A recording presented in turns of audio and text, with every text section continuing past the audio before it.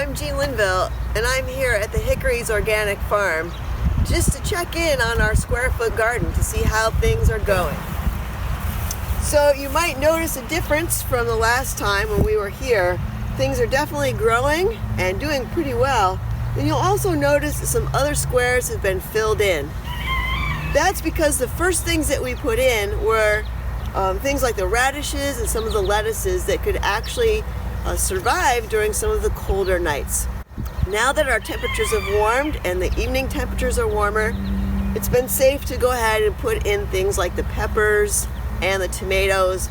It's really important to be checking in with your square foot garden every day because you'll be amazed at some of the things that happen.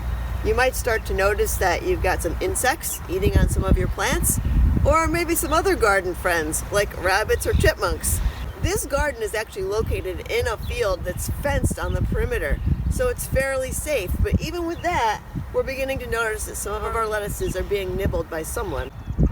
So if you have concerns about visitors nibbling on some of your food, you might want to put some stakes up and get some type of a small mesh material to wrap around your garden to protect it.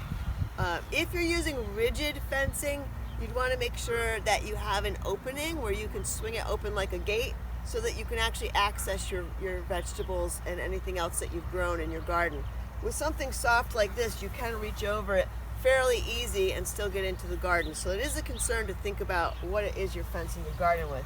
The other thing you want to keep doing is checking your soil moisture, especially if you haven't had rain.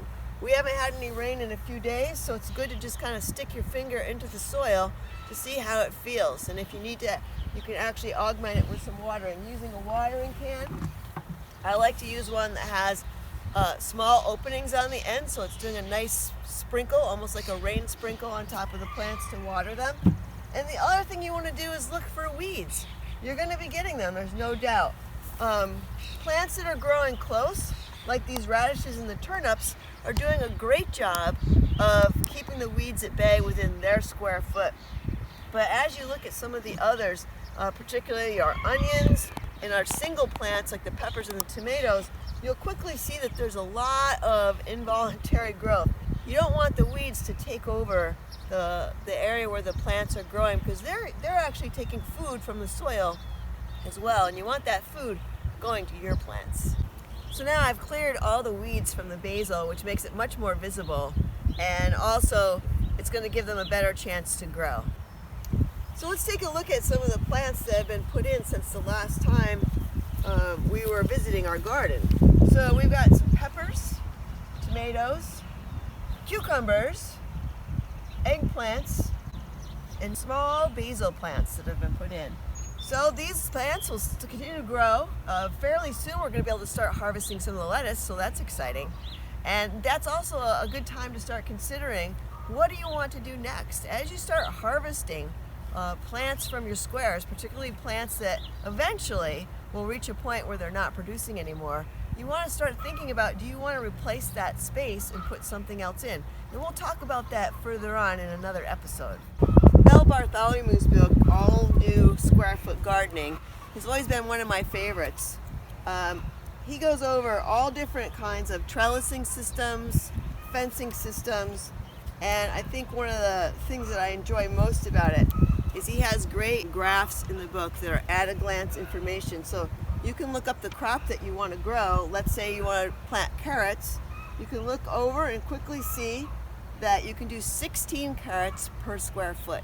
So it's a really great quick reference to look up other plants. He also does herbs and flowers. And speaking of herbs, let's walk over and look at the area that we've planted some herbs to be an accompaniment to the things that we're growing in our square foot garden. So this is the area where I've planted the herbs, and it is separate from my square foot garden. It doesn't need to be. If you actually want to incorporate it into your square foot garden, you can. I separated this specifically because of location. The square foot garden is in a lower area and it's wetter. This, you'll notice, has a slight slope to it, and this allows the water to drain. And most herbs like dry feet, as we like to say. In other words, they don't want to be in wet soil. Not like the lettuce and the tomatoes, which really love soaking up all that water. So the herbs have been placed along this area They get a nice amount of sun for most of the day, and as I said, the soil will not be too wet on them. So here we have some dill, we have some thyme, we have some cilantro. So hopefully your gardens are growing well and you're enjoying time outdoors with your hands in the soil and a little sun on your shoulder. So take care of them, keep checking in, and we'll see you again soon.